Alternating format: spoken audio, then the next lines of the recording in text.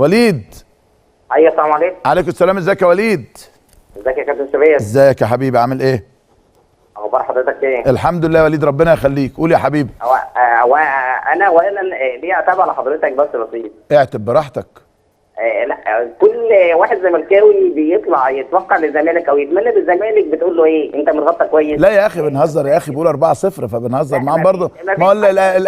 الاهلاوي اللي قال الاهلي 1-0 وكوفي قلت له كنت نايم ومتغطي كويس. خلينا نهزر مع الناس ونضحك معاهم يا وليد، عايزين ندعب الناس كده ونطلعهم بره الشد العصبي. يا حبيبي اتفضل يا وليد. طبعا انا متفائل بيك طبعا، لان انت كنت حارس مرمى الاهلي في السوبر الافريقي، واحمد الجون ايمن منصور الشهير طبعا. طب ما انا كنت قبل كده بذيع كذا ماتش سوبر وكذا حاجه برضه الاهلي كسب بيها برضه.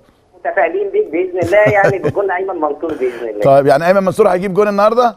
لا لا لا، بس انا مش واقف، خلي بالك، ما يا ريت اقف عشان يبقى في مشكله.